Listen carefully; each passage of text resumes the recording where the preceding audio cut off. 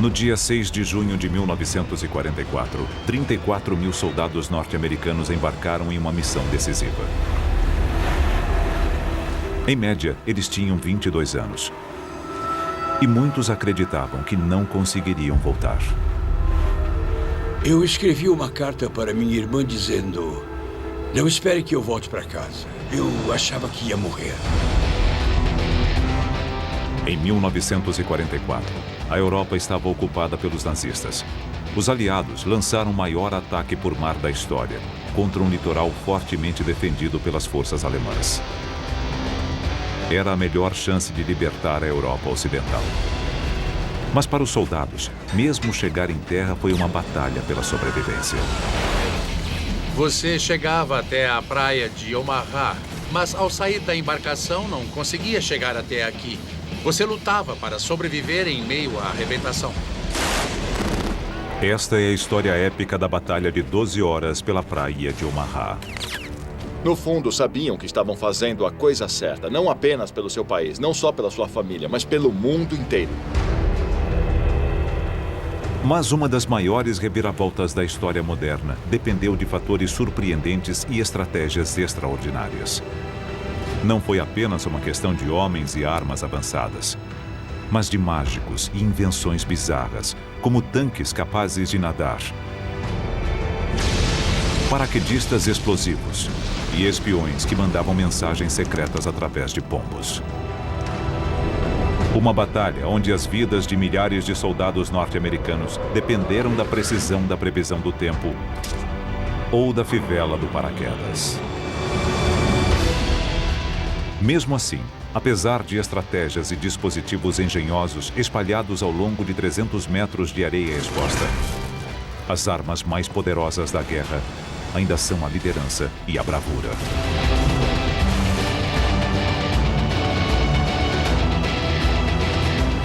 O dia D. Quem sobreviveu e por quê?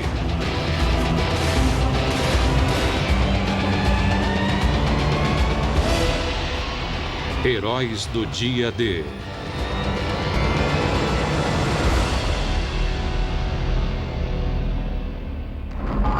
Cinco anos após o início da Segunda Guerra Mundial, o futuro da Europa estava ameaçado. Os nazistas de Hitler haviam ocupado o continente. Junto com os aliados, os Estados Unidos encabeçavam a luta.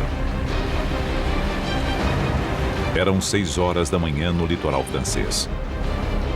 8 companhias de soldados americanos, a primeira onda, esperavam para entrar na batalha. Prepare-se para desembarcar! Vamos para a praia! Enquanto eles se aproximavam da praia, que recebeu o codinome de Omaha, centenas de homens rezavam, sabendo que os aguardava era um muro de armas, uma zona de matança e possivelmente a própria morte. Entre eles estava Ra Baumgarten, de 19 anos de idade. O barco estava muito silencioso. Eles sabiam o que iriam enfrentar. Como quase todos na embarcação, o dia D foi a primeira vez que Ra entrou em ação. Embora ele não soubesse, nas 12 horas seguintes, a vida de Ra dependeria do que ele havia comido no café da manhã, da física da água e de um pedaço de madeira de 5 centímetros.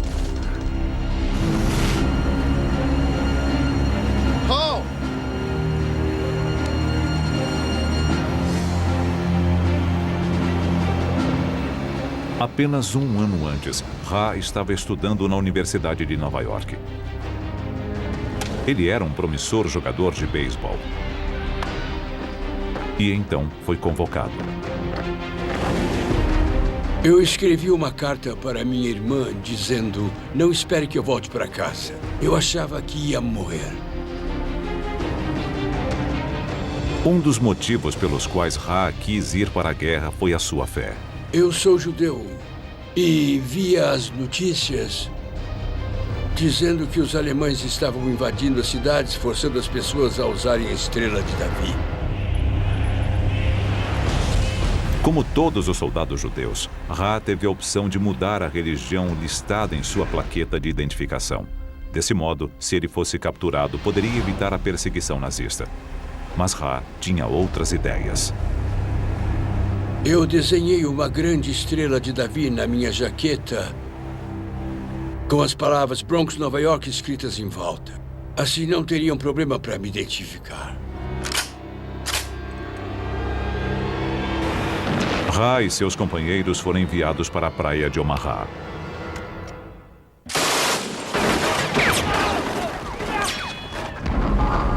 Mil e 200 alemães tinham suas armas posicionadas, voltadas para o litoral. Eles estavam equipados com a devastadora arma nazista, a MG-42.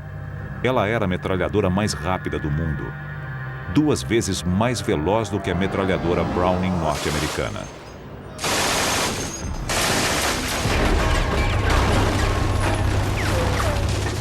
A MG-42 é tão rápida que não se pode ouvir seus tiros individuais. Ela ficou conhecida como o zíper de Hitler e faz um som parecido com o de tecido sendo rasgado. Sua velocidade vem de um projeto revolucionário. Em uma arma comum, as balas são travadas no lugar por um ferrolho. Mas os alemães descobriram que se o ferrolho percorrer pequenos cilindros, ele aumenta a velocidade do carregamento das balas. Isto faz com que a arma seja capaz de disparar até 1.500 balas por minuto.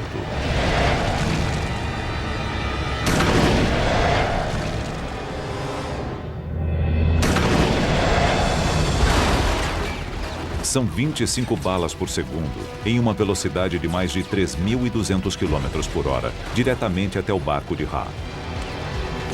Mas ali não havia apenas uma MG-42, e sim 5 delas. Isto significava que a embarcação de Ra poderia ser atingida por 125 balas a cada segundo.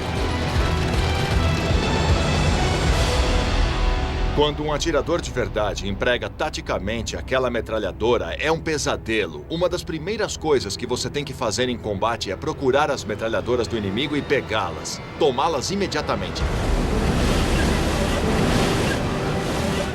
De alguma maneira, Ra e seus homens precisavam tomar essas armas. Eles se aproximaram da praia sob um fogo intenso.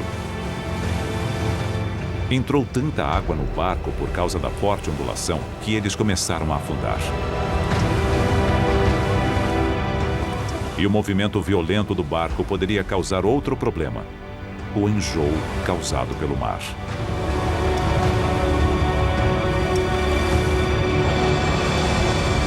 Quando saímos do barco, estávamos fugindo da água e do vômito. O enjoo é um risco para qualquer um que viaja de barco. Mas aqui ele podia significar a morte. Tudo porque a Marinha quis dar uma refeição especial para os soldados que seguiam para Omaha. 5 horas antes. Ao sair da Inglaterra, a tripulação da Marinha decidiu dar aos soldados uma refeição reforçada antes da batalha. Isso é ensopado. Um banquete com carne, porco, frango, linguiças, feijão, ovos, sorvete, doces e rosquinhas. No exército é Isso assim. aqui é de verdade? Tudo isso regado a café. Não brinque com a comida, coma. Ah, tudo bem. A Marinha acreditava que o estômago cheio daria mais ânimo aos soldados. Vai começar isso de novo?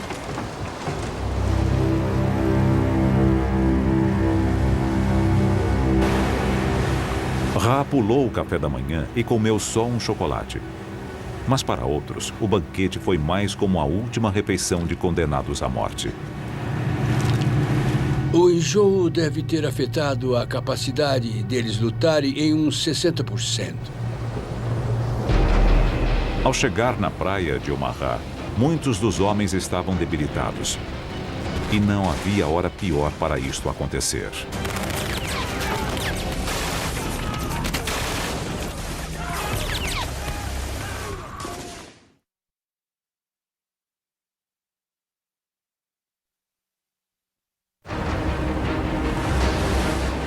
Dia D, 6h38 da manhã. Milhares de soldados norte-americanos estavam desembarcando na praia de Omaha. Eles estavam cansados, com frio e muitos deles terrivelmente enjoados. Um dos soldados que não ficou doente era Rabal Garten, que na época tinha 19 anos de idade. Esperem! Esperem! A embarcação Esperem! onde ele estava havia chegado o mais longe possível na arrebentação. A rampa abaixada era um sinal para que cada arma daquela praia fosse descarregada na saída do nosso barco.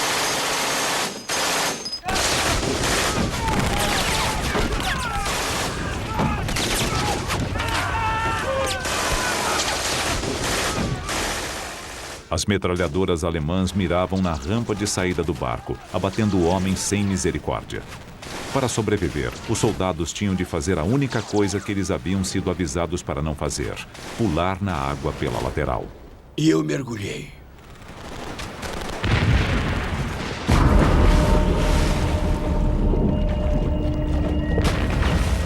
Enjoados e carregando quase 50 quilos de equipamento, os homens saltaram na água numa profundidade de até 3 metros. Aqui! Bob Sayles queria ser soldado desde criança. Mas antes de sequer disparar um tiro, Bob estava se afogando, afundando no mar com o peso da jaqueta, da munição e do rádio. Quando pulei na água, fui direto para o fundo. Senti que estava me afogando. Foi quando eu entrei em pânico, porque a água era bem funda. Quando toquei no fundo, me livrei do rádio, mas ainda estava com a jaqueta. Eu precisava tirá-la ou não conseguiria sobreviver. Exausto, enjoado e embaixo d'água, Bob tirou a jaqueta no último segundo. Eu dei um belo impulso no fundo e em poucos segundos voltei para a superfície. Os soldados que escaparam da morte no mar aprenderam uma lição amarga naquele dia. Quanto mais enjoado você está, menos ágil você fica e maiores as chances de se afogar. Alguns foram direto para o fundo, se afogando.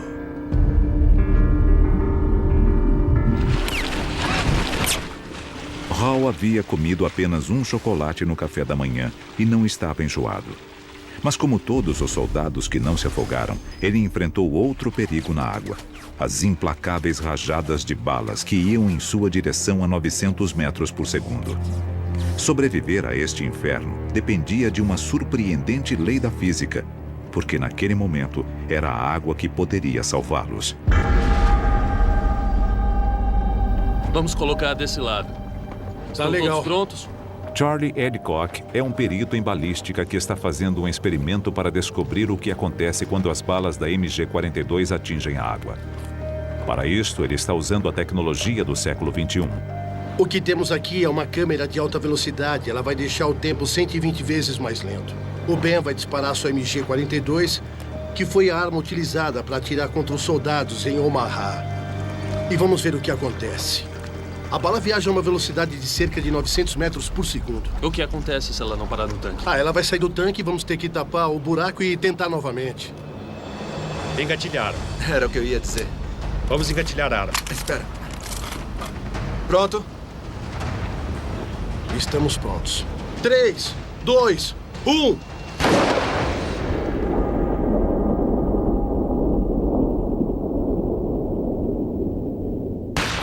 A resistência da água é tão grande que faz com que a bala pare menos de 1 metro após penetrar.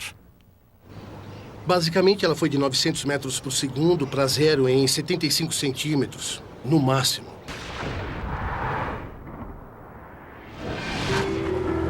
Na praia de Omaha, a diferença entre a vida e a morte era de apenas poucos centímetros. Se as balas atingissem a água a 30 centímetros do soldado, ele estaria morto. A 1 metro ou mais, ele sobreviveria.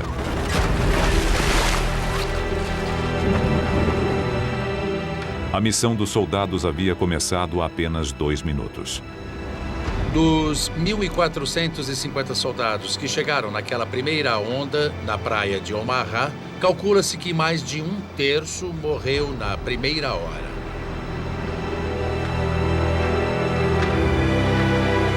Em apenas 120 segundos, esses homens enfrentaram a metralhadora mais devastadora do mundo. Muitos escaparam da morte saltando no mar apenas para se afogar com o peso do próprio equipamento.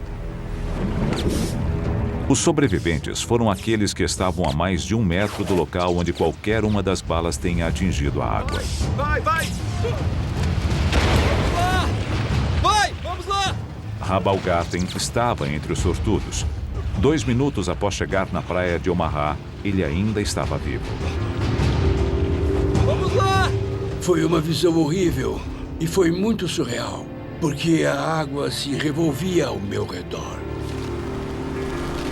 Balas eram disparadas, minas explodiam, pessoas eram arremessadas pelos ares. Mas ainda não era a minha vez. Os primeiros 2 minutos de Ra na praia de Omaha foram difíceis. Eu tinha que chegar até a praia e fazer o meu trabalho. Mas isso era apenas o começo. –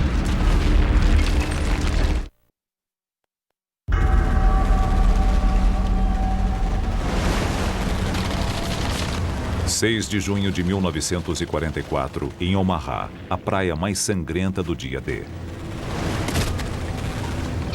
Às 6h42 da manhã, 10 minutos após o início do desembarque, a situação já era bem ruim.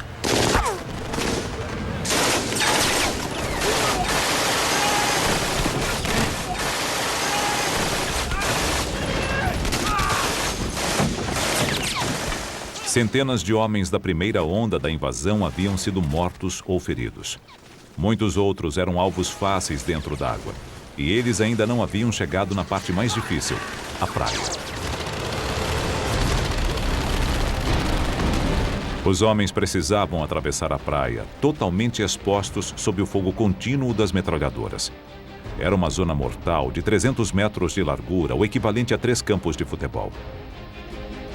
Em diferentes estágios, eles ainda enfrentariam diferentes perigos. Nos primeiros 180 metros, eles teriam que passar por obstáculos como cavalos de frisa e estacas. 60 metros depois, havia um quebra-mar e fileiras de arame farpado. E em seguida, campos minados com 17 mil minas. Finalmente, após 300 metros, eles chegariam às dunas no final da praia. Só então, eles poderiam começar a atacar os alemães. É muito surreal. Você cruzando aquela praia, você vê nos filmes, mas não é com você. Aquilo estava acontecendo comigo. Os homens da infantaria estavam sozinhos e desprotegidos na praia. Mas havia um plano para ajudá-los, usando tanques. Se os aliados conseguissem colocar tanques na praia antes dos soldados, eles dariam cobertura e poderiam atacar as defesas alemãs. Mas embarcações levando tanques são vulneráveis. Eles precisavam encontrar um meio de levar os tanques para a praia de outro modo. E para isso, os inventores do bloco aliado tiveram uma ideia engenhosa. Um tanque capaz de nadar. Este é um tanque DD de direção dupla, um veículo de assalto anfíbio. O tanque DD é aquele tipo de ideia maluca que se tem em tempos de guerra. Parecia coisa de desenho animado. Ele era um tanque Sherman comum, impulsionado por propulsores, com uma tela de proteção presa por cilindros pneumáticos. E o mais louco foi que ele funcionou.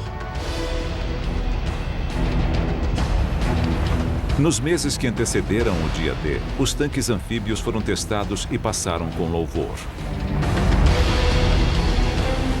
Eles seriam levados até a praia durante o ataque, surgindo das águas para a surpresa dos alemães. No início do dia D, os tanques estavam a 5.500 metros da praia em uma embarcação gigantesca.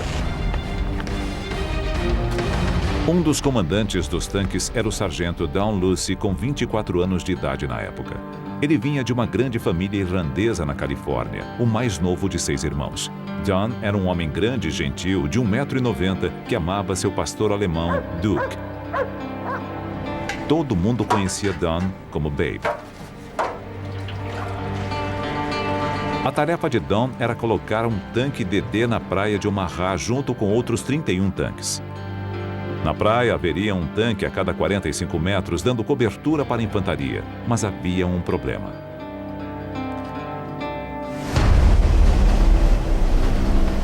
As ondas no canal tinham quase 2 metros de altura. Os tanques anfíbios nunca haviam sido testados naquelas condições. Eles funcionavam bem em lagos calmos ou portos tranquilos. É diferente quando o mar está agitado. Era uma operação quase suicida, mas não havia escolha. Nas semanas que antecederam o dia D, os aliados haviam reunido em segredo um imenso exército no sul da Grã-Bretanha. Qualquer atraso aumentaria as chances de os alemães descobrirem o plano. Mas o tempo estava ruim há dias, com chuva e ventos fortes. Os aliados não podiam prosseguir naquelas condições. Eles precisavam que o tempo melhorasse rapidamente. Foi uma má notícia para os estrategistas aliados porque a invasão não podia esperar. Os alemães acabariam descobrindo os planos. Era um grande problema. Então, no norte do Atlântico, chegam informações secretas trazidas por navios especiais da Marinha. Eles não estavam lá para lutar, mas para medir o vento e a pressão barométrica. Eles forneceram pistas sobre o que aconteceria com o tempo a 3.200 quilômetros dali no Canal da Mancha. E enviaram uma informação sutil, mas essencial. As leituras sugeriam que haveria uma pausa, quando o tempo deveria melhorar um pouco, no dia 6 de junho. O sucesso da invasão e as vidas de milhares de soldados norte-americanos dependiam da precisão de uma única previsão do tempo. Como o tempo estava se esgotando, as lideranças aliadas decidiram arriscar. No dia 6 de junho, o tempo melhorou. Mas o mar ainda estava agitado. Em meio às ondas, a 5 quilômetros da praia, a embarcação de Dalhousie lançou seus tanques DD. Pode travar, vamos! Continuem! Continuem! Continuem, continuem! Continuem, continuem!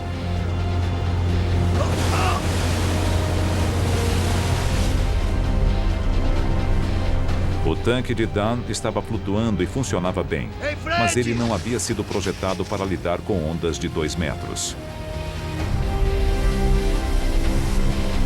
Ajuda aqui! Quase imediatamente, a água começou a entrar sem parar. E a tripulação começou a saltar na água, não apenas para salvar o tanque, mas suas próprias vidas. Quando há uma brecha, é impossível impedir que a água entre. O tanque começou a afundar. Para sair do tanque DD, o piloto precisava passar por um buraco assim. Não é fácil. A tripulação estava lá fora. Eles tinham chance de sair, mas não o piloto. Dos 29 tanques que chegaram a ser lançados no mar da praia de Omaha, 27 afundaram. Os tanques que alcançaram a praia estavam em grande parte destruídos. Como não estava dentro do tanque, Dalhousie escapou. Mas 33 tripulantes não tiveram a mesma sorte. O fracasso na tentativa dos tanques anfíbios chegarem à praia deixou os soldados na praia de Omaha por conta própria. Agora, eles precisariam lutar para abrir caminho pela areia e tomar as invencíveis metralhadoras sem os tanques para protegê-los. Eles iam nos liderar na praia, mas isso não aconteceu. Na praia, a contagem dos corpos continuava aumentando. Mas esta não era a única história acontecendo em Omaha. 7 horas da manhã do dia D. Meia hora após o início do desembarque na praia de Omaha. O recruta alemão de 18 anos de idade, Franz Gockel, atirava continuamente nas tropas norte-americanas desde o começo da invasão do bloco aliado.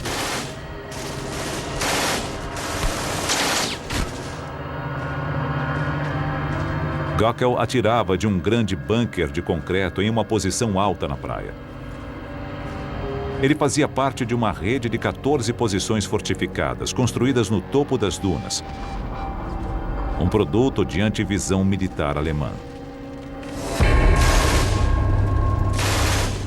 Mas o modo como Gockel e os bunkers chegaram ali resultou de uma batalha de mentes entre um mágico inglês pouco conhecido e um dos maiores estrategistas militares do mundo.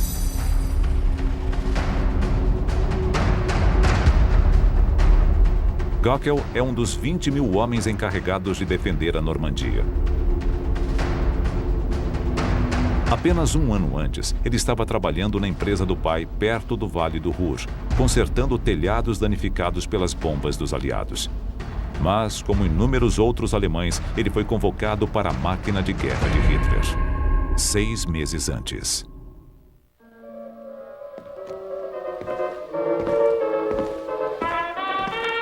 Para Franz Gockel, o bunker era também sua casa.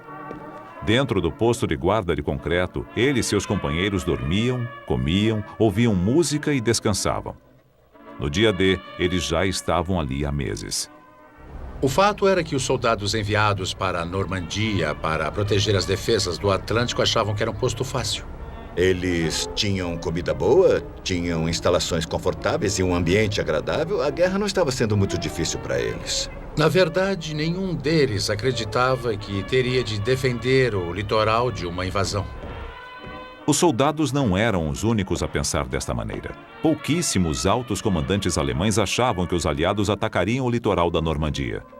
E eles acabaram sendo vítimas de um dos maiores truques da história militar.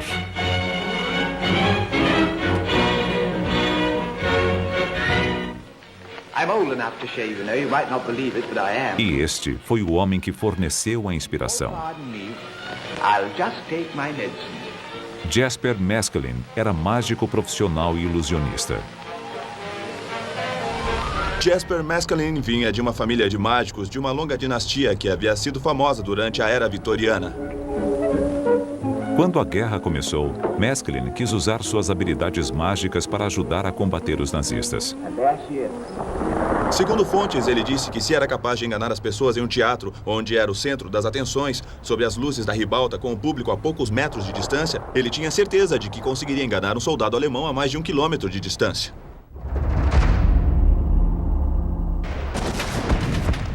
Em 1941, durante a campanha dos aliados no norte da África, Meskelin teve a chance de ajudar nos esforços de guerra pela primeira vez.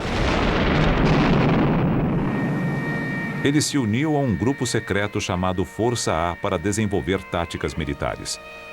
O codinome do grupo era a Gangue Mágica. Não dá para imaginar um conjunto mais estranho. Havia de tudo ali, desde um restaurador de obras de arte, um pintor, um especialista em cenários, que você já até espera, mas também existia um químico, um engenheiro elétrico, pessoas de diversos talentos e em diversas áreas.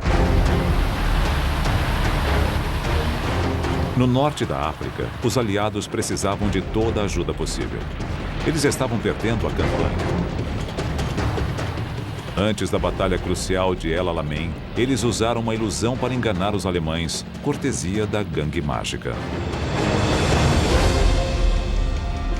A Gangue Mágica usava camuflagem e ilusionismo para fazer com que jipes se parecessem com tanques e tanques com caminhões.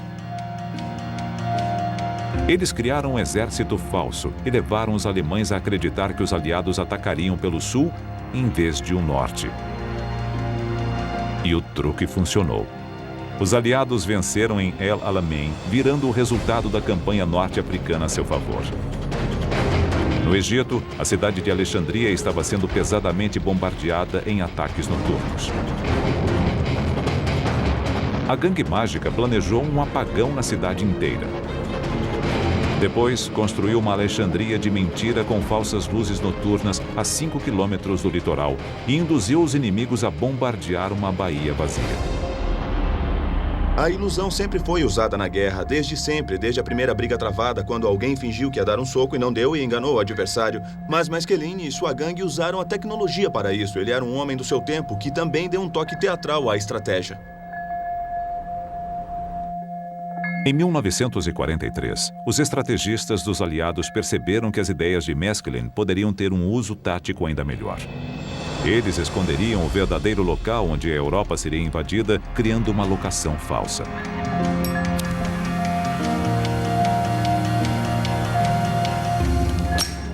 Os aliados queriam invadir as praias da Normandia. Mas para reduzir as defesas alemãs, eles planejaram uma estratégia elaborada, dando a entender que cruzariam o Canal da Mancha em seu ponto mais estreito, o Pas de Calais. Eles queriam usar as táticas de Maskelyne para reunir um exército falso no sul da Inglaterra, do outro lado de Calais. Eles construíram instalações falsas, embarcações falsas e chegaram a fazer tanques infláveis.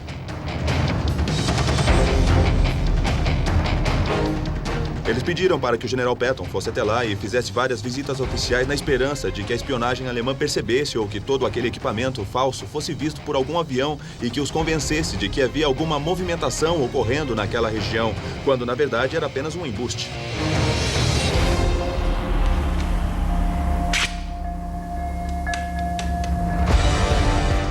Os alemães caíram no truque dos aliados. Nos meses que antecederam o dia D, o comando nazista movimentou a maior parte de sua temida divisão de tanques e uma grande parte da infantaria da Normandia para o Pas de Calais, a 240 quilômetros dali. A ilusão dos aliados estava funcionando perfeitamente. Os alemães deixaram uma parte de uma divisão para defender a praia de Omaha.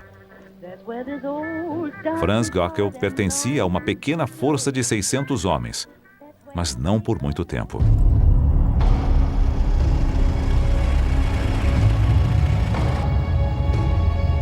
Mas havia Erwin Rommel, comandante de todas as defesas alemãs no litoral norte da França. Rommel era um bicho-papão para os aliados. Ele era um estrategista terrivelmente bom. Ele tinha a capacidade de entrar na cabeça de seu adversário. Para alguns, ele era o próprio demônio. O auge para a reputação de Rommel foi ter lutado no deserto com uma quantidade mínima de recursos e ter conseguido derrotar os aliados, uma batalha após outra. Rommel não era um soldado comum. Ele gostava de tirar fotografias. Amava animais, especialmente seu Dachshund Ajax. Ele até tocava violino. E o mais importante, era um mestre da estratégia e um comandante habilidoso.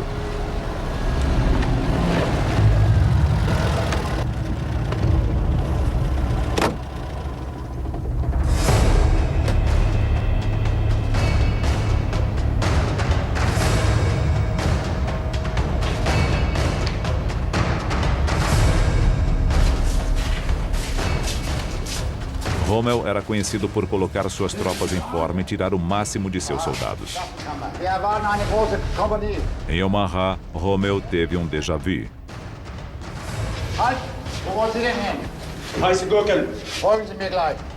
Rommel chegou a Omaha e teve uma espécie de revelação.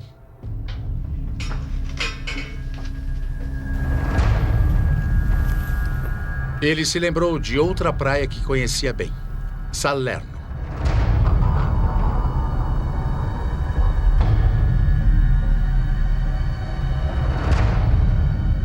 Salerno era a praia que os aliados haviam usado para conseguir invadir a Itália em 1943. Milhares de soldados desembarcaram ali em um ataque anfíbio que venceu os alemães. Como a praia de Salerno, Omaha tinha a mesma curva gradual na linha do mar. Além de uma leve inclinação muito parecida, ambas as características eram ideais para o desembarque de tropas vindas do Canal da Mancha. Rommel achava que aquelas eram exatamente as características que os aliados procurariam novamente quando invadissem a França. Com base nisto, Rommel decidiu reforçar pesadamente as tropas na praia.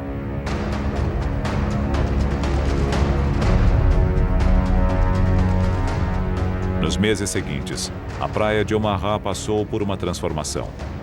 Os bunkers se tornaram fortes. Em apenas 6 meses, Rommel aumentou o número de obstáculos defensivos na praia para 3.700, um a cada 2 metros.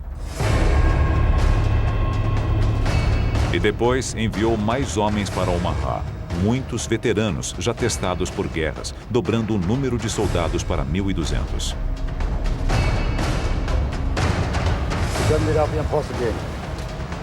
Rommel transformou um tranquilo posto litorâneo em uma fortaleza formidável, com posições de combate capazes de visualizar grandes trechos da praia. Dia D.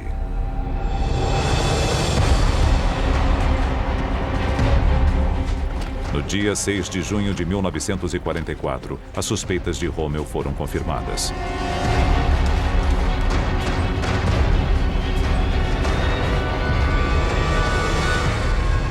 Os homens que observavam de seus postos naquela manhã deveriam estar sentindo uma mistura de medo e entusiasmo. No horizonte surgia uma grande frota em sua direção. 7h05 da manhã, mais de meia hora após o início da maior invasão anfíbia da história. Da fortificação recém-renovada, Franz Gockel disparava tão rapidamente quanto sua arma permitia. Ele não saberia quantos homens havia matado até os cadáveres começarem a aparecer na praia. Aqui, no dia D, a vida e a morte foram decididas em uma batalha de mentes.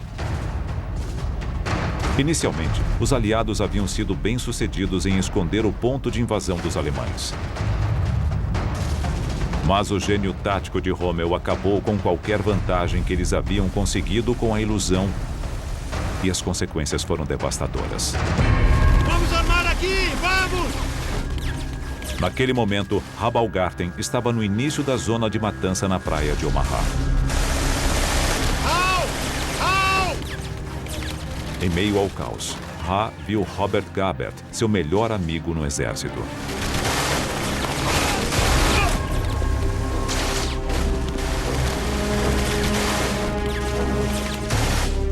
Eu olhei para baixo e lá estava o Robert Gabert.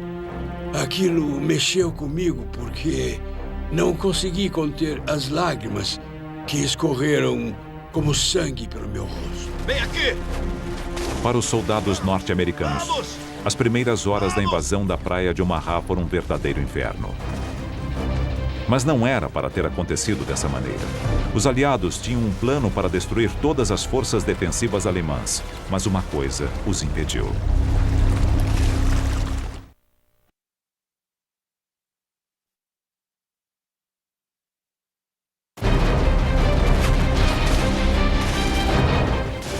Rabaulgarten era um soldado de 19 anos do Bronx. No início do dia D, ele achava que poderia morrer. Agora, 30 minutos após o início da invasão, ele tinha certeza disso. Às 7h10 da manhã, Ha estava no início de uma zona de matança de 300 metros de comprimento na praia de Omaha. Entre ele e seu objetivo, as dunas no final da praia, havia 3.700 obstáculos defensivos, moitas de arame farpado e 17.000 minas explosivas. Para sobreviver, ele precisava escapar de todos eles sob o fogo constante de metralhadoras disparadas por soldados nas colinas. A questão de estar na praia de Omaha é que não havia nenhuma proteção. Poderia haver alguns obstáculos na praia, ou você poderia se abrigar atrás de seus companheiros mortos, mas os soldados alemães estavam no alto atirando sem parar. Deve ter sido terrível. Ha precisava passar pela zona mortal sem nenhuma proteção contra as balas. À sua volta, não havia apenas violência e carnificina, mas também loucura. Ele viu um soldado conhecido. Ele estava sem o capacete. Havia um buraco no lado esquerdo de sua testa. Seus cabelos estavam encharcados de sangue. Ele se ajoelhou, começou a rezar com seu rosário e a metralhadora que estava na direita o cortou ao meio. Um horror. Foi um horror ver pedaços nos corpos de pessoas que todos nós conhecíamos. Você sentia o cheiro da carne queimada. Havia homens gritando por suas mães. Mãe! Mãe! Foi uma cena horrível. Uma cena horrível que ficaria ainda pior. Entre as testemunhas do caos estava um jovem médico chamado Virgil Mounts. Ele não tinha 20 anos como alguns dos outros soldados na praia de Omaha. Virgil tinha um segredo. Ele era menor de idade. Virgil Mounts tinha apenas 15 anos. Ele mentiu para ser convocado, pegou a licença do irmão. Ele não deveria estar ali. Embora devesse estar em casa, indo para a escola, Virgil, de 15 anos de idade, era responsável por salvar vidas no campo de batalha. As balas eram disparadas. Sob a artilharia pesada, o trabalho de Virgil era tratar homens feridos para que eles pudessem continuar lutando. Eu chamei os médicos para ajudá-lo. E o Virgil levantou e foi até lá. Vai!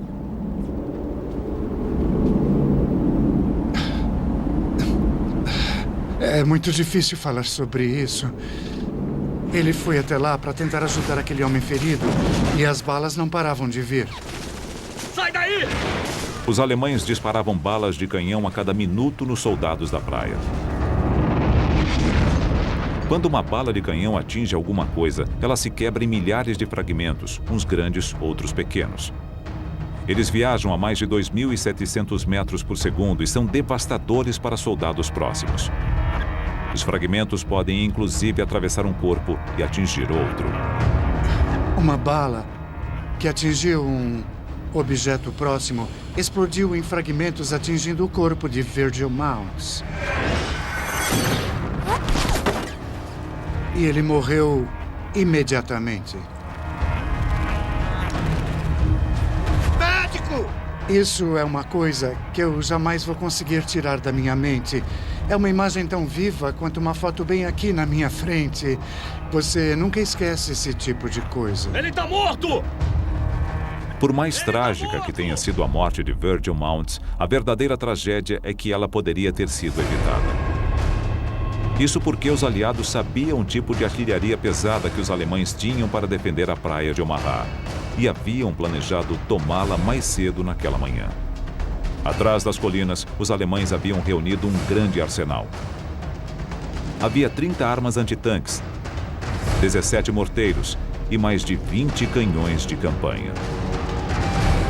Este é o tipo de forte que os alemães usavam para armazenar suas armas. Os estrategistas aliados sabiam o tipo de armas que eles tinham e conheciam sua força e haviam feito um plano para neutralizá-las. 4 horas antes. Mais cedo, na madrugada do dia D, aviões aliados haviam decolado para bombardear as defesas alemães na praia de Omaha. 446 aviões, armados com 13.000 bombas, equivalentes a 1.000 toneladas de explosivos. A operação prometia ser o maior exemplo de bombardeio de precisão da história.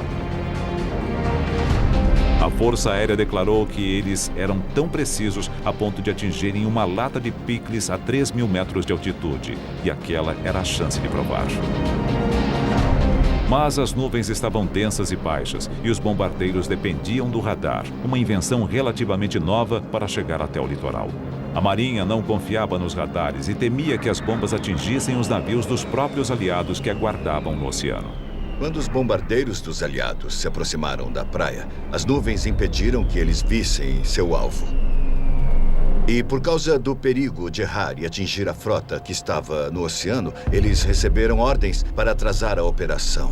Esperem até terem certeza de que estão sobre a praia. Esperem 5 até 30 segundos e soltem as bombas. Um atraso de poucos segundos pode mudar tudo. Para um bombardeiro a 3.000 metros de altitude, voando a 240 km por hora, um atraso de 5 segundos significa um erro de 400 metros em relação ao alvo. Um atraso de 30 segundos, um erro de quase 2,5 km. 13.000 bombas foram lançadas naquele dia, mas, inacreditavelmente, nenhuma delas atingiu a praia de Omaha, nem as armas que a protegiam. Esta foi a maior falha dos planos dos aliados no dia D.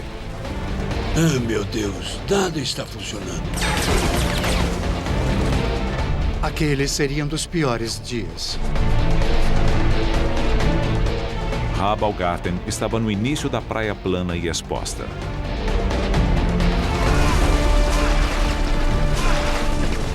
Eu disse a mim mesmo, tenho que sair desta praia. E ele não tinha escolha. Ra iniciou a traiçoeira corrida pela areia.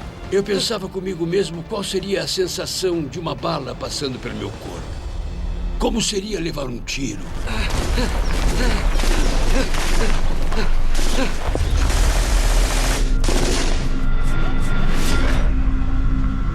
Eu ouvi um barulho alto bem na minha frente.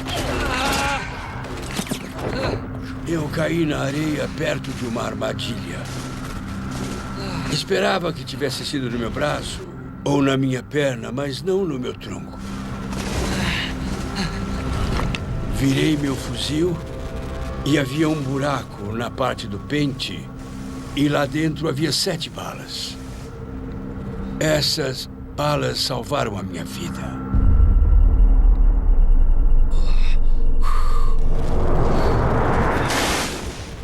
Salvo por um pente de balas, um incrível golpe de sorte. Às 7h30 da manhã, no fim da primeira hora da invasão, a batalha pela praia de Omaha era um desastre para os aliados. Mas, por pior que fosse a situação naquela praia, a 6,5 km dali, outros soldados norte-americanos das forças de elite embarcavam em uma missão suicida, a missão mais perigosa do dia D.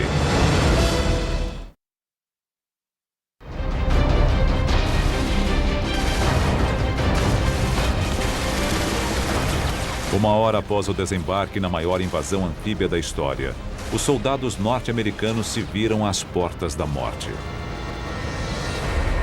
Os cadáveres espalhados pela praia de Omaha mostravam que os alemães eram um inimigo bem mais difícil do que eles esperavam. Por todo o litoral havia um grande número de armas escondidas no alto e em um afloramento rochoso. Entre elas, 5 imensos canhões de artilharia de 155 milímetros, capazes de destruir tudo em um raio de 24 quilômetros. Eles poderiam atingir Omaha e a praia próxima de Utah, assim como afundar os navios aliados que chegavam para ajudar na invasão. Esses canhões poderiam ter destruído os navios que se aproximavam do litoral. Cada um deles transportava milhares de soldados. Com um alcance de 24 quilômetros, todos estavam vulneráveis. Os canhões de artilharia precisavam ser destruídos, mas eles estavam no topo de colinas de 45 metros de altura.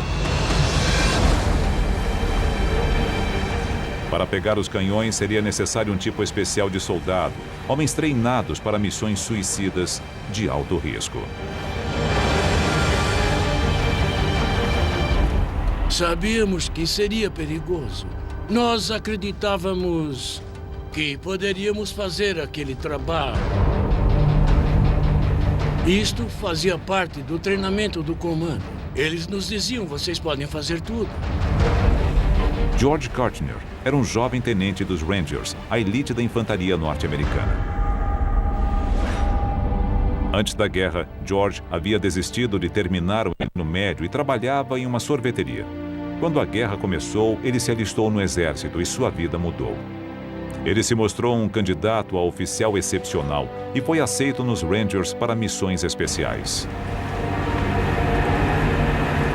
Durante seu treinamento de 6 meses, George escondeu um segredo de seus companheiros, temendo que lhe custasse o lugar na unidade de elite. Mas momentos antes de chegar na praia de Omaha, ele descobriu que não era o único. É mais importante ver e atirar no inimigo quando ele está atirando em você. Os Rangers precisavam escalar as colinas de 45 metros sob o fogo constante. Dadas as probabilidades, eles sabiam que muitos não sobreviveriam à missão. O ataque a uma colina é perigoso, se não for uma das mais difíceis missões de um soldado. Você tem que escalar 45 metros de uma colina enquanto pessoas atiram em você. E quando você chega ao topo, tem que continuar lutando contra as armas. Em uma escala de complexidade de 1 a 10, sendo 10 a mais alta, eu daria nota 10.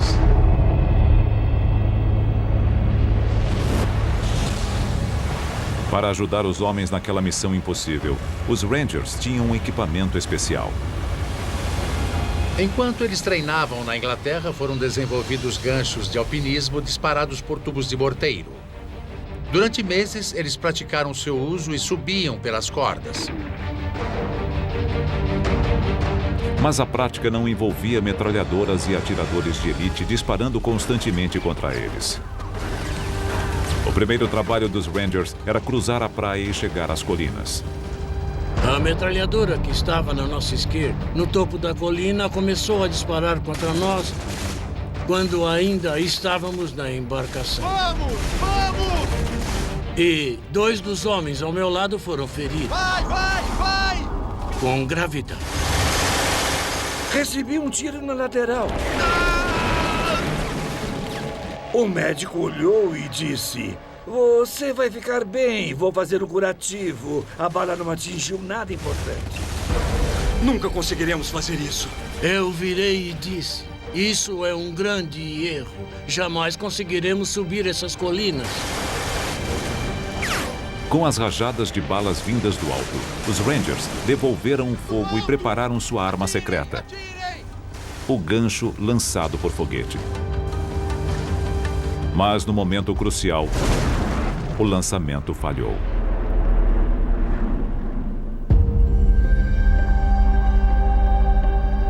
Este é um experimento feito para explicar o que aconteceu usando uma réplica exata do dispositivo. O que temos que fazer é inserir esse gancho no morteiro e depois lançá-lo na encosta da colina, que é bem semelhante à encosta de Pont du Roc. Veremos o que acontece.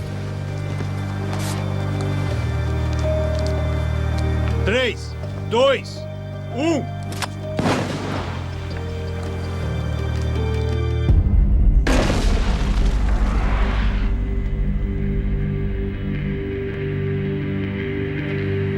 A exemplo dos morteiros do treinamento dos Rangers, este aqui dispara o gancho e acorda a mais de 45 metros de altura. Mas no dia D, em Pont du Roc, havia uma diferença crucial. Naquela manhã, os Rangers esperaram mais de 3 horas no mar antes do desembarque. Durante esse tempo, as cordas foram molhadas pela água do mar.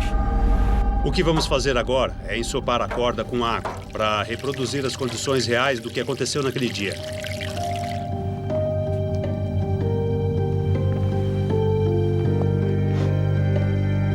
3, 2, 1...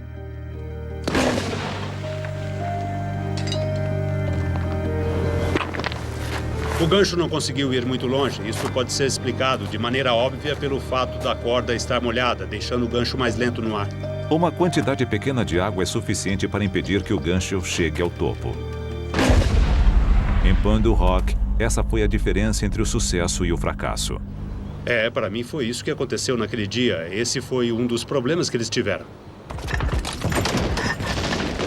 Mas das 60 cordas que os Rangers levavam, 19 estavam secas o suficiente e alguns ganchos conseguiram chegar até o topo. Kirchner subiu em uma dessas cordas imediatamente. Eu subi, mesmo com a corda molhada. Aquilo não me incomodou. Eu levei uns 15, 20 segundos para subir.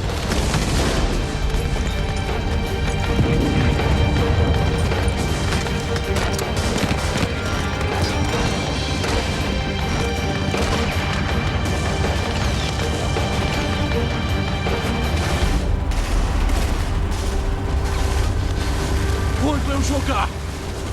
Fogo! Vai, vai, vai!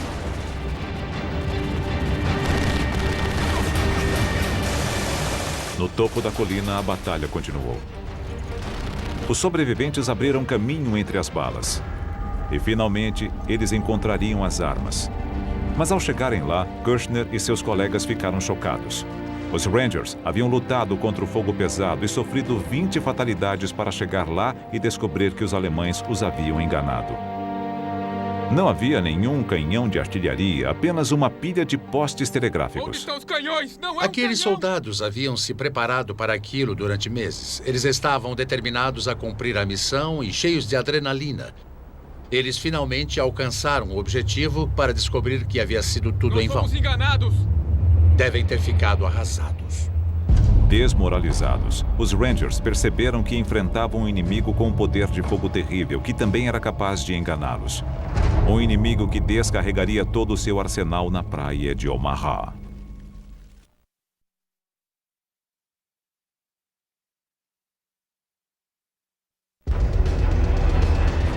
Oito horas da manhã do dia D, na praia de Omaha.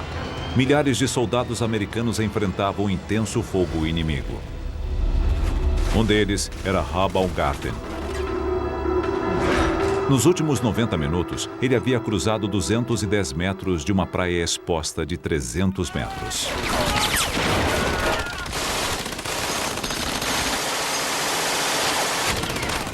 No caminho, ele viu homens cortados ao meio por metralhadoras.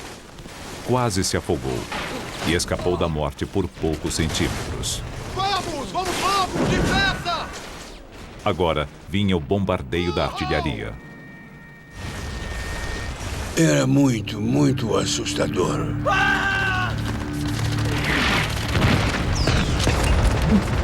As balas de canhões são mais assustadoras do que as metralhadoras. Vai! Porque elas vêm do desconhecido. Você não sabe o que elas vão atingir se a bala está vindo na sua direção. Por isso é assustador. Eu olhei para cima e o xinguei. E logo que eu fiz isso, uma bala de 88 milímetros explodiu bem na minha frente. Ra foi atingido pela explosão. O fogo da artilharia fere e mata de duas maneiras diferentes. A primeira é pelos estilhaços, fragmentos de metal quente que voam a 11 mil quilômetros por hora.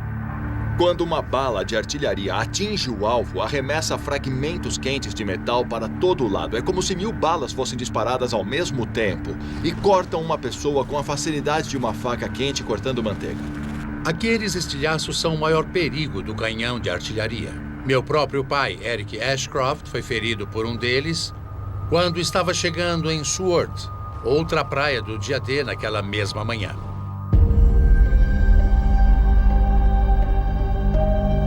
A artilharia também mata de outra maneira, acusticamente, liberando uma onda de concussão. Ela não é nada além do ar supercomprimido sendo empurrado para fora a milhares de metros por segundo. Mas se você é um soldado na praia, é devastador. Eu era um receptor. De vez em quando, alguém me atingia com um bastão de beisebol. A sensação foi bem essa. Ela não precisa nem atingir você. Somente a onda inicial daquela explosão pode afetar o seu corpo de uma maneira que você pode morrer sem sequer ter percebido que estava morrendo. Ninguém conseguiria dizer que foi atingido. Embora ele tenha sobrevivido, o estilhaço e a onda de concussão quase arrancaram fora a bochecha de Ra. Às 8h30 da manhã, 2 horas após o início do dia D, o ataque norte-americano à praia de Omaha parecia um desastre. A derrota parecia certa. Mas atrás das linhas alemãs, um grupo de corajosos civis travava uma luta clandestina. A resistência francesa. Nos meses que antecederam o dia D, a resistência francesa começou a aumentar suas operações de inteligência sobre a movimentação das tropas alemãs para ajudar os aliados. Os espiões da resistência se concentraram particularmente nas novas defesas que os alemães haviam construído nas praias do dia D, mas era uma operação arriscada. Havia quase 200 mil nazistas procurando qualquer indício de espionagem. A resistência francesa teve que ser criativa no modo como recolhiam essas informações. O artista Robert Dois ajudou pintando paisagens e colocando significados ocultos em suas imagens. Ele estava mapeando secretamente as fortificações litorâneas dos alemães. O agente da resistência, Jean Marion, enviava mensagens para os aliados através de pombos da França para Londres em apenas 4 horas. Enquanto o dia D se aproximava, os membros da resistência intensificaram suas ações, sabotando os meios de comunicação alemães. Eles destruíram linhas telegráficas e explodiram trens.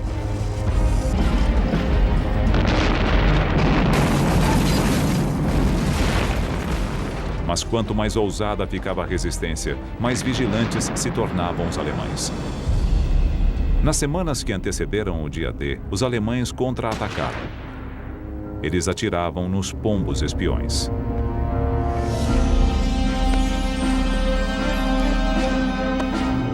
Membros da resistência foram capturados e executados.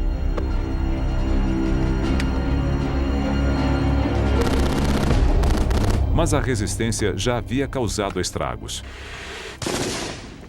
Na praia, sem comunicação, os alemães encontravam dificuldades para conseguir reforços. Vamos, continuem, vamos lá! As forças aliadas precisavam apenas virar o jogo em Omaha. Venham agora! Mas, para Rabaulgarten, a batalha ia de mal a pior. Gravemente ferido pelo fogo da artilharia, seu único refúgio era o quebra-mar à sua frente, a 240 dos 300 metros da praia. Lá, os sobreviventes se reuniram e suas esperanças estavam quase no fim. Sabe, nós éramos orgulhosos. Bem treinados, bem disciplinados. Achávamos que ninguém seria capaz de nos derrotar. E vimos aqueles cadáveres empilhados. Havia sangue para todo lado, pedaços de corpos. Foi horrível.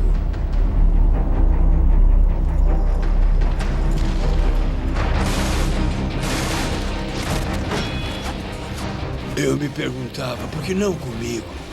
Quando será a minha vez de levar um tiro?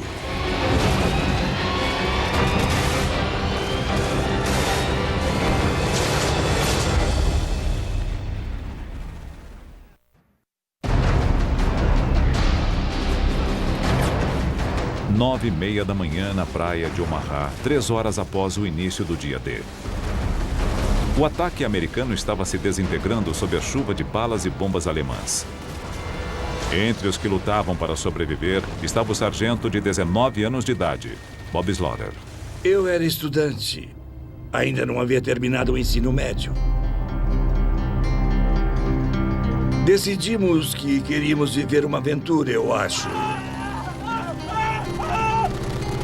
Mas conseguimos bem mais do que esperávamos, posso afirmar. Abaixem-se! Bob e seus companheiros estavam encurralados no quebra-mar e a confusão era generalizada. Perdemos os nossos oficiais, os oficiais subalternos. Não tínhamos nenhuma liderança. Era apenas um punhado de garotos como eu, sabe? Fazendo o melhor que podiam. Os homens tinham apenas 2 opções. À sua frente, o implacável fogo alemão. Atrás, a maré que subia rapidamente. Às 9h30, o mar cobria a maior parte da praia, confinando milhares de homens desesperados em um trecho estreito de terra com menos de 10 metros de largura.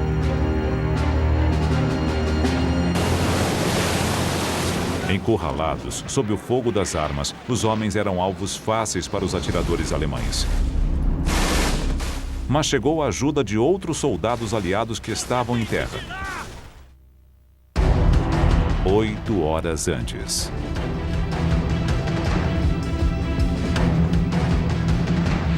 Na noite anterior ao dia D, mais de 1.200 aviões decolaram em direção à Normandia. Os aliados queriam proteger os homens de infantaria que estariam nas praias de um contra-ataque alemão. Para isso, eles lançaram um grande ataque aéreo antecipado.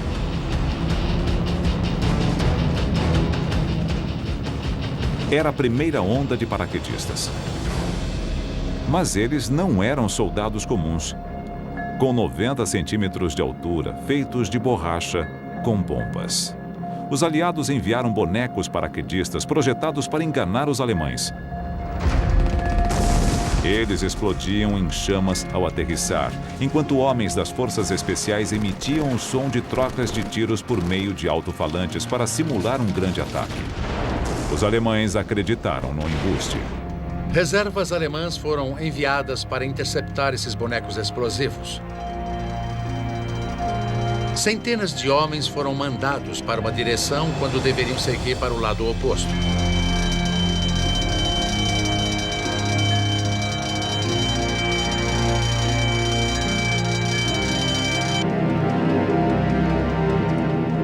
Depois foi a vez de 13.000 paraquedistas de verdade. A 101ª Divisão Aerotransportada. Pat McCree era um paraquedista militar de 20 anos de idade.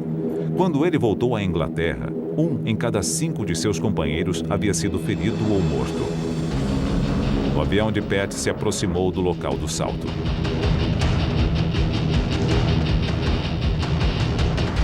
Meu humor mudou completamente, assim como a viagem. Ela ficou acidentada, errática, pendia para a esquerda, depois para a direita. Sentíamos e ouvíamos os tiros.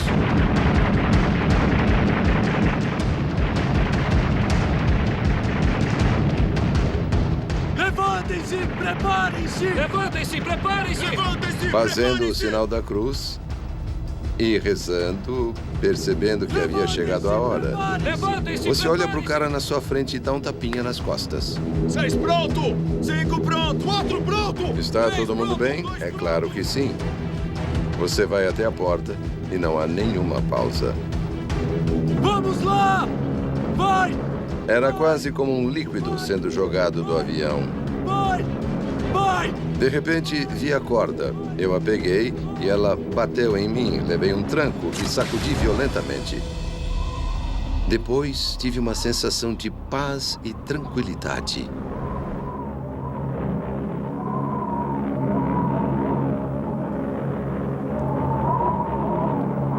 O que Pat não sabia era que o maior risco que os paraquedistas enfrentavam vinha de algo que eles estavam usando e de um esquema armado pelo comandante alemão Erwin Rommel.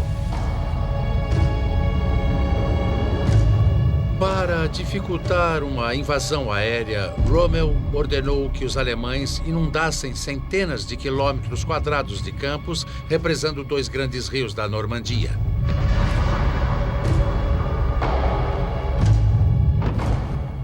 Centenas de paraquedistas saltaram na água, o que já é muito perigoso em um salto comum. Mas os soldados estavam carregando quase 50 quilos de equipamentos. A sobrevivência de cada um deles dependia de sua habilidade em se soltar do arnês. No dia D, os paraquedistas dos aliados saltaram nos 2 lados da praia. Americanos de um lado, britânicos de outro. O equipamento americano contava com 3 fivelas e uma tira. O britânico tinha um mecanismo simples e rápido que permitia que eles se soltassem do arnês.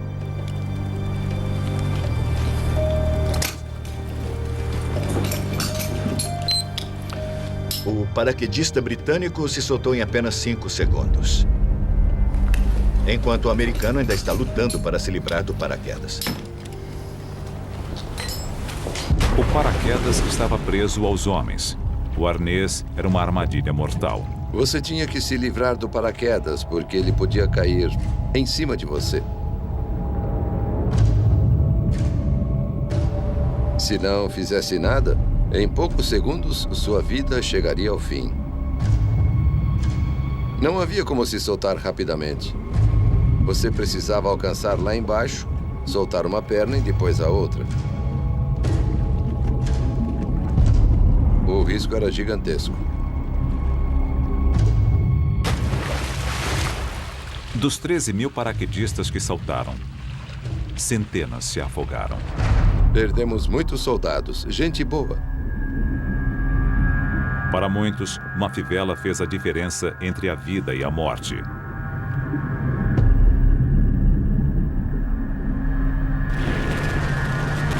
Como em qualquer batalha, pequenas reviravoltas do destino podem ter consequências gigantescas. Mas na praia de Omaha, uma qualidade encontrada no campo de batalha iria mudar a história. A bravura.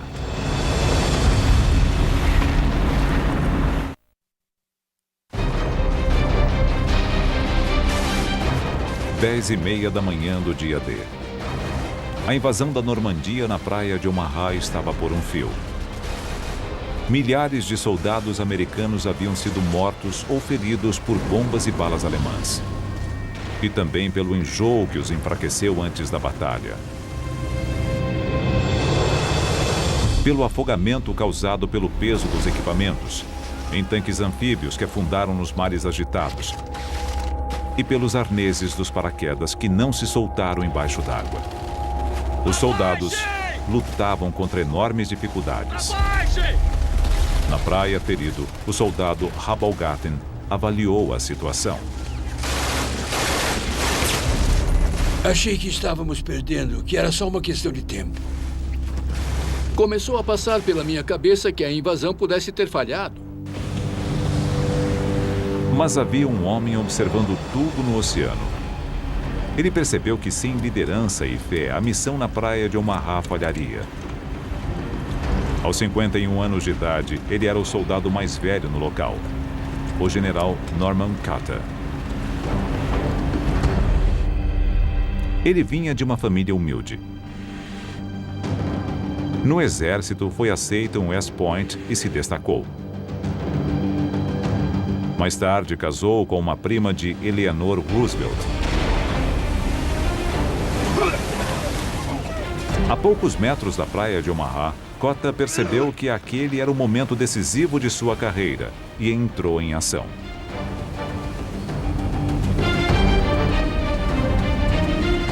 Cota sabia que tinha 3 prioridades. A primeira era tomar a liderança. A segunda era tirar os homens da praia. E a terceira era atacar os alemães. Continuem atirando! Continuem! Ao chegar em terra, Cota assumiu o controle. Fiquem próximos! De repente, alguns dos meus homens disseram: Capitão, olha aquele homem lá embaixo. Olhei para a praia e cerca de 100, 150 metros dali havia um homem com um charuto e ele estava gritando com as pessoas na praia. Era difícil acreditar que havia alguém correndo pela praia, porque ela estava sob uma intensa rajada de balas. Mesmo àquela distância, ele parecia um pouco mais gordo em relação a nós. E nós perguntávamos, quem será ele? O homem era destemido. Você vai ser o próximo! Sim, senhor! Naquele momento, ele pensou, o que devo fazer? Então, ele decidiu que tinha que se encarregar daquela situação, porque só havia morte, caos e destruição. E ele precisava assumir o controle, porque ninguém mais faria isso. Vamos chegar até lá e vamos sair desta praia! Vamos! Cota estava de pé e estava falando. Ele estava encorajando as pessoas, dando a elas um pouco de sua coragem. Em frente! Vamos lá, rapazes! Ele disse, não podemos ficar aqui, temos que ir para o interior. Ele estava indo embora e virou para mim e disse, eu sei que você não vai me deixar na mão. Mas a liderança também exige estratégia. Vamos lá! Vamos lá! Pouco além do quebra-mar havia 2 fileiras de arame farpado. Cota precisava fazer com que seus homens passassem por elas e atravessassem a região aberta antes que pudessem atacar os alemães em suas posições. Passar pela primeira fileira de arame farpado foi relativamente simples. O desafio era passar pela segunda, que ficava 10 metros acima na encosta da colina. Para isso, Cota tinha uma solução.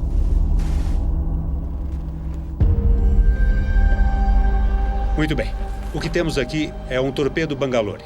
É como os que os Rangers usaram na praia de 1944. E como você pode ver, ele tem 2 partes. A primeira é um tubo de aço como este. E ele é cheio com cerca de 34 quilos de TNT. Você pode ver que ele tem uma ponta no formato de bala, para ajudar a passar pelo emaranhado de arame farpado.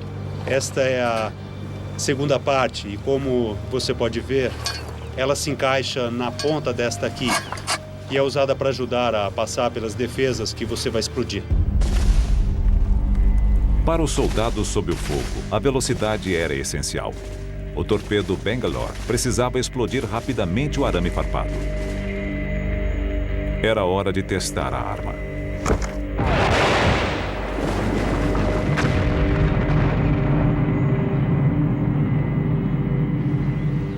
O torpedo Bangalore explodiu um buraco no meio do emaranhado de arame farpado. Ele explodiu os dois lados, formando um canal. Você consegue sentir o cheiro dos explosivos. Pode ver a descoloração, o arame está cortado e pronto.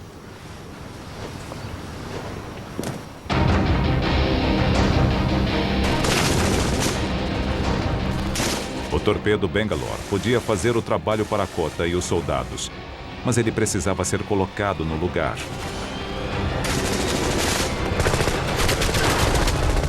E os primeiros homens que tentaram fazer isto tinham sido mortos.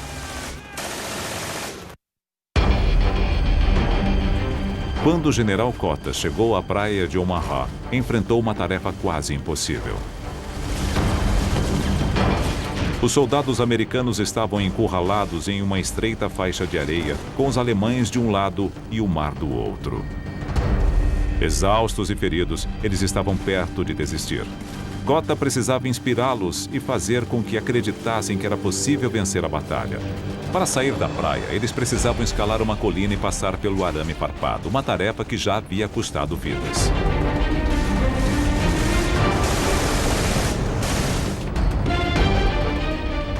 A ajuda viria do mar. 12 navios de guerra capazes de atirar em bunkers alemães para apoiar os homens que estavam na praia de Omaha.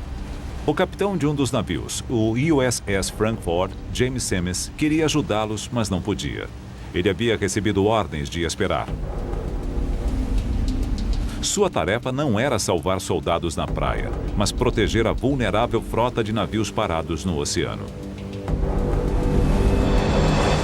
Naquele momento, isto fazia com que o general Kota e seus homens estivessem por conta própria. Vamos sair da praia! A primeira parte do plano de Kota, sair da praia, havia funcionado. Eles conseguiram explodir um buraco na barreira de arame farpado.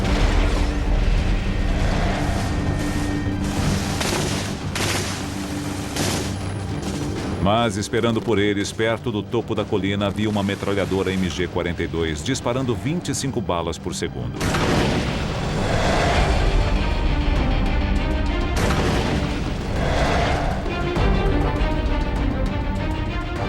Um dos homens de Kota se ofereceu para desafiar a metralhadora mais rápida do mundo.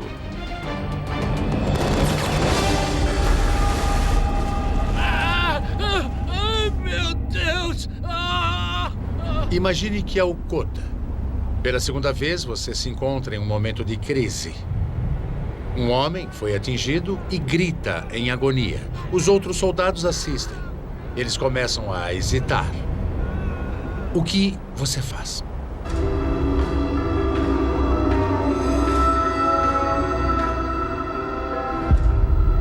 Aquele general sabia que estava no comando e que precisava fazer com que alguma coisa acontecesse, ou todos iriam morrer.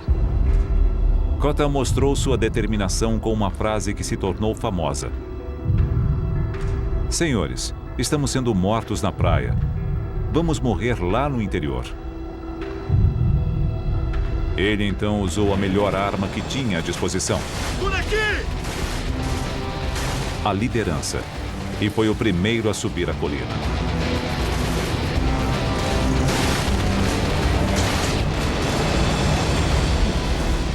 A decisão de um comandante fez com que ele agisse de um modo que inspirou os seus homens. Este foi o momento de uma grande reviravolta na batalha pela praia de Omaha.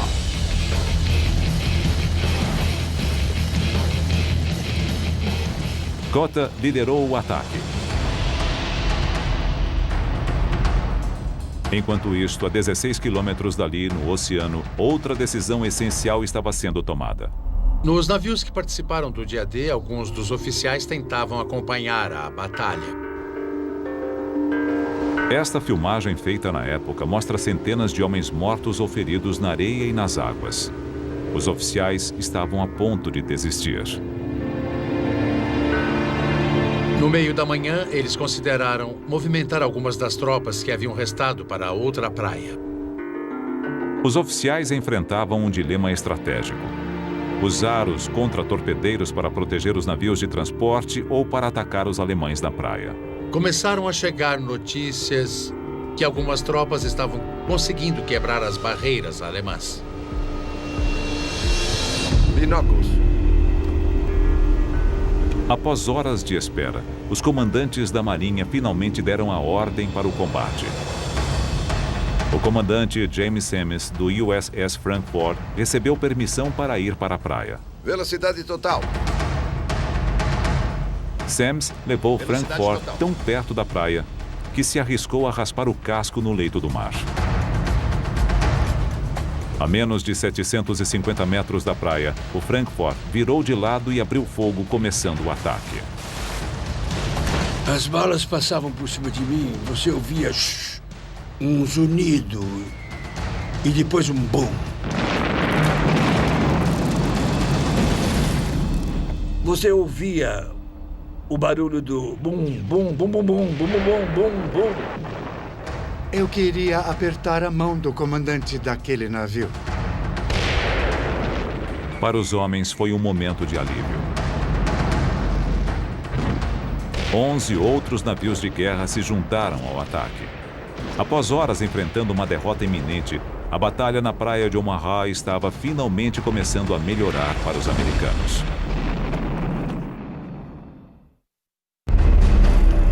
O dia D na praia de Omaha. Um tempo e lugar onde a menor decisão poderia fazer a diferença entre a vida e a morte. Você comeu demais no café da manhã do navio? Se comeu, poderia ter sido debilitado pelo enjoo e se afogado antes mesmo de chegar à praia. É uma terrível ironia ir até a praia de Omaha para lutar pelo seu país, mas ao sair da embarcação não conseguir sequer chegar em terra e ter que lutar contra o mar por sua vida. Na água, a diferença entre levar ou não um tiro foi de poucos centímetros. O que parece extraordinário é que, se a bala atingisse a água a menos de 30 centímetros de você, você morria. Mas se ela atingisse a água a 1 metro, você estaria salvo. Mas o dia D quase não chegou a acontecer. Durante dias, tempestades violentas tornaram os mares agitados demais para um desembarque anfíbio. Os estrategistas estavam desesperados por uma melhora quando chegou uma informação secreta vinda do Atlântico. As leituras sugeriam que poderia haver uma pausa de um único dia, quando o tempo melhoraria um pouquinho. Portanto, as vidas de milhares de soldados americanos dependiam de uma única previsão do tempo. Depois, havia a praia. Com apenas 300 metros de largura, ela poderia ser atravessada em menos de 1 minuto se não fosse por isto: a MG-42, cuja velocidade era proveniente de uma inovação pequena, mas revolucionária. Em uma arma comum, as balas são travadas no lugar por um ferrolho. Mas os alemães descobriram que, se o ferrolho percorrer pequenos cilindros, ele aumenta a velocidade do carregamento das balas. Isto faz com que a arma seja capaz de disparar até 1.500 balas por minuto. A MG-42 transformou a praia de Omaha em um trecho de 300 metros de carnificina. Alguns jamais conseguiram atravessá-la. Outros levaram horas para chegar do outro lado. A diferença entre a vida e a morte podia ser tão pequena quanto o pente da sua arma. Virei meu fuzil e havia um buraco na parte do pente e lá dentro havia 7 balas. Essas balas salvaram a minha vida. Vai! Em terra, mais uma vez, pequenos detalhes tiveram impactos gigantescos. O projeto mal feito do arnês dos paraquedas fez com que muitos paraquedistas americanos se afogassem em campos inundados. Imagine estar vestindo um arnês que, mesmo em terra seca, era difícil de tirar. Foi terrível.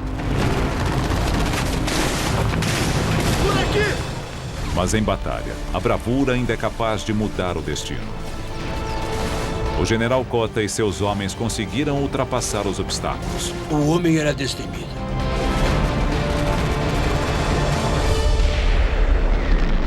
Com o apoio naval, eles conseguiram seguir por terra. Um exército inteiro poderia agora desembarcar na França, iniciando a libertação da Europa Ocidental.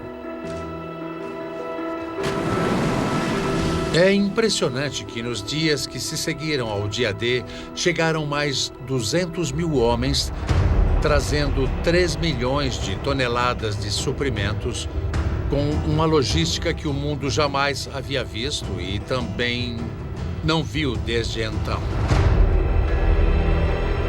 Esta é uma fotografia aérea tirada na praia de Omaha ao meio-dia do dia D. A maré está alta. Podemos ver as ondas batendo contra o quebra-mar.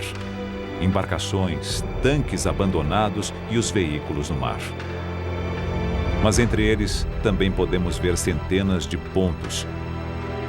Cada um deles é um corpo. Um soldado americano morto, caído na praia.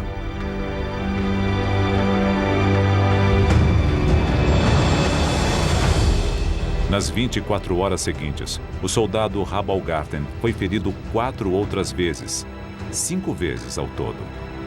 Ele se recuperaria de todos os ferimentos, mas um deles perduraria.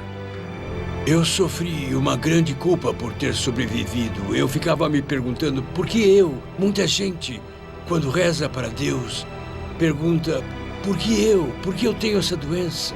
Por que Deus não está me ajudando? Mas no meu caso era o contrário. Eu dizia, por que eu? Por que eles morreram e eu sobrevivi? Ninguém sabe exatamente quantos soldados americanos morreram na praia de Omaha. Os historiadores calculam que foram mais de 2.000, com no mínimo a mesma quantidade de feridos. E Omaha foi apenas uma das 5 praias onde as tropas aliadas desembarcaram naquele dia. Ao todo, 10.000 soldados aliados morreram. 4.000 alemães também foram mortos, além de 3.000 civis franceses. O dia D foi uma grande causa, talvez a maior delas. Mas para todos os países envolvidos, ele também teve um grande custo de muitas vidas que foram perdidas e futuros interrompidos cedo demais. Aqueles homens sempre serão jovens. Na minha opinião, eles não ficaram velhos como eu. Eles permanecerão jovens, correndo atrás das garotas, tomando cerveja e se divertindo.